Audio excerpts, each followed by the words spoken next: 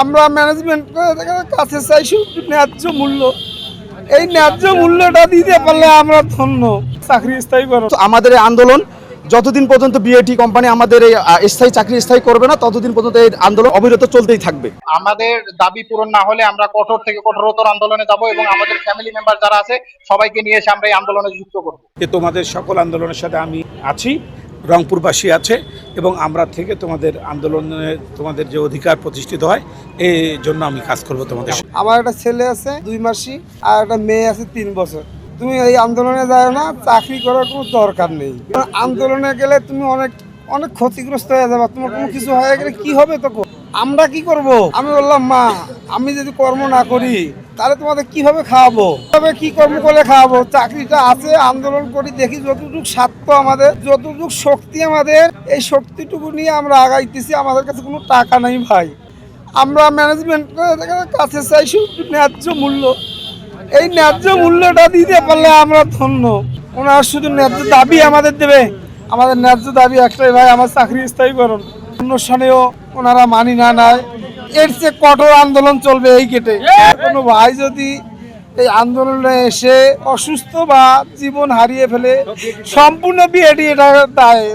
সরকারকে ট্যাক্স দেয়, এই ক্ষমতা নিয়ে আমাদেরকে হলে এখন পর্যন্ত দমাই রাখছে। ইতিমধ্যে হইলো একটা শুনানি হয়েছে বিভাগীয় কমিশনারের কার্যালয়ে। আমরা কলকারখানা অধিদপ্তর ঢাকায় এখানে দরখাস্ত দিছি, রংপুরে দিছি এবং বিভাগীয় দপ্তর বা জেলা দপ্তর যেখানে যেখানে আপনার হলো দেওয়ার কথা বা দরখাস্ত দেওয়ার কথা আমাদের হলো সেখানে আমরা অবগত করছি।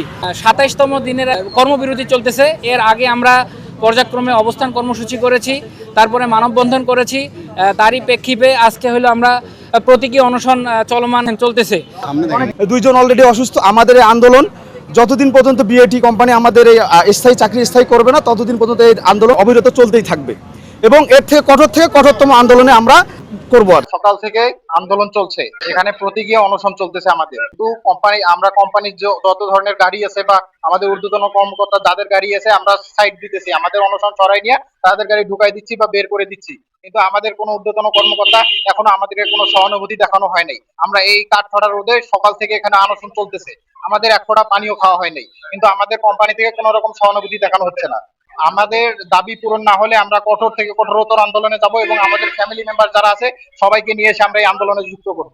অনশন তারা করছে, অনেকে অসুস্থ হয়ে গেছে, আরও হয়তো অসুস্থ হবে। এই প্রখর রোদের মধ্যে তারা বসে আছে, অনেকক্ষণ ধরে কষ্ট করছে। আমি তাদেরকে আশ্বাস দিলাম যে তোমরা অনশন প্রত্যাহার করো এবং আমি তাদেরকে পানীয় পান করে অনশন ভাঙাইলাম এবং আমি তাদেরকে বলেছি যে তোমাদের সকল আন্দোলনের সাথে আমি আছি, রংপুরবাসী আছে এবং আমরা থেকে তোমাদের আন্দোলনে তোমাদের যে অধিকার প্রতিষ্ঠিত হয় এই জন্য আমি কাজ করব তোমাদের সাথে। চাকরি এখনও নিয়মিত হয়নি বা তাদের চাকরি এখনও তারা পূর্ণাঙ্গভাবে আইনিভাবে তারা নিশ্চিত করে নেই। একটা আন্তর্জাতিক প্রতিষ্ঠান, সেজন্য আমি বিশ্বাস করি যে আগামী এই তাদের যে আন্দোলন, এই আন্দোলনের প্রতি তারা শ্রদ্ধা দেখাবে এবং আগামী কিছুদিন 2-1 মাসের মধ্যেই তারা এদের চাকরির নিরাপত্তা দিবেন এবং চাকরিটা নিশ্চিত করবে, এটা আমি মনে করি। এটা করতে ব্যর্থ হয় তা আমার মনে হয় যে আমরা রংপুরের লোক তো সবসময় আন্দোলন করেই আমাদের অধিকার প্রতিষ্ঠিত করেছি।